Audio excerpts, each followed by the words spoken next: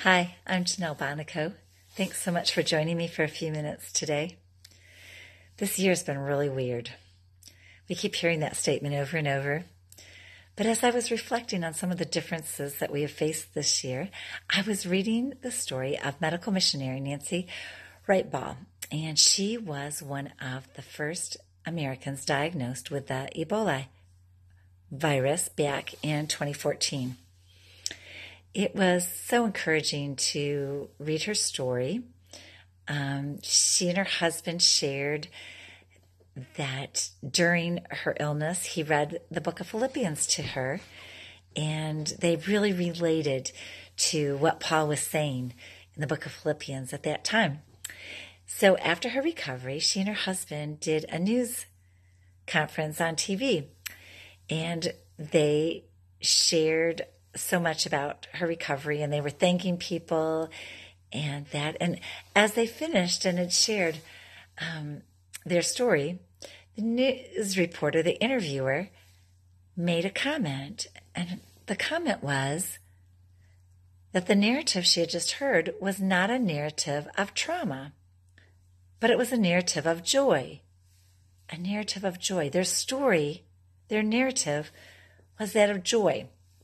Well, Philippians 1, 3 through 6, and I want to read it to you in a minute, says, I thank my God every time I remember you.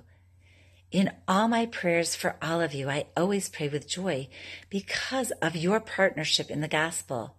From the first day until now, being confident of this, that he who began a good work in you will carry it out to completion until the day of Christ Jesus. As we finish this year, this weird year, what will our narrative be? Will our story be one of trauma, or will it be one of joy? What are we showing the world around us? Are we abounding in love? In Philippians 1:9, it talks about that. Is our situation being used to actually advance the gospel? He talks about that in 1:12. Today I want to challenge you to read the short book of Philippians. It's not very long. Take the time to read it and really reflect on what Paul is sharing with us there. Discover how, with Paul, we can continue to rejoice and exalt Christ no matter our circumstances. In Philippians 1:27, he shares, whatever happens, conduct yourselves in a manner worthy of the gospel of Jesus Christ. What's that going to look like for you today? How are you going to walk worthy? How are you going to conduct yourself in a manner worthy of the gospel of Jesus Christ? What will your story look like? Will your story be one of joy, not trauma?